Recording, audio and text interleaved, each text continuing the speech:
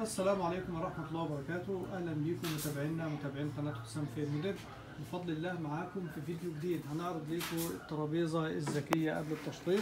تم تنفيذها بفضل الله سبحانه وتعالى لصديق من أصدقاء القناة طلب فيها بفضل الله سبحانه وتعالى إن احنا نعمل لها استانلس هنا كده يا جماعة في الحروف، ونلاقي كده بسم الله ما شاء الله.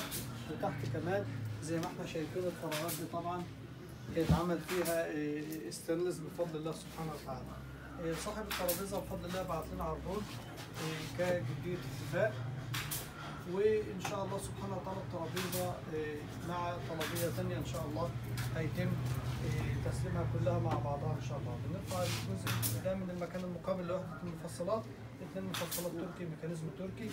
الرجول بتاع الترابيزه زي احمر بالكامل.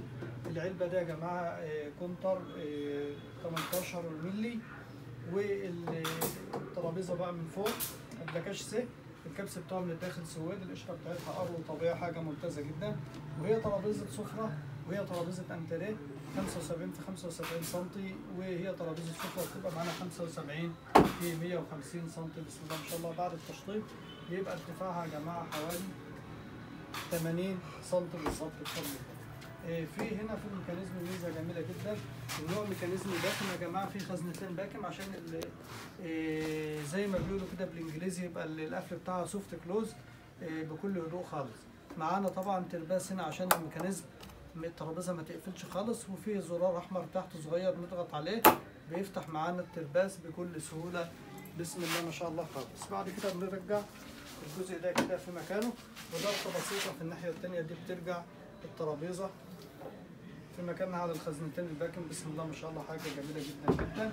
في نهايه الفيديو بنشكر حضراتكم على حسن المتابعه. بنقول لكم لاول مره يشاهدنا اذا عجب الفيديو يضغط اعجاب، ما تنسوش تتابعونا وتشتركوا معنا في القناه وتفعلوا زر الجرس علشان يوصلكم كل جديد ان شاء الله بننشره.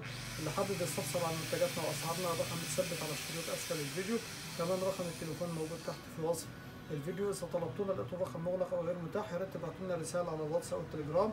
مجرد ما نشوف الرسالة إن شاء الله هنرد على حضراتكم، وانتظرونا في الفيديو النهائي بعد التشطيب.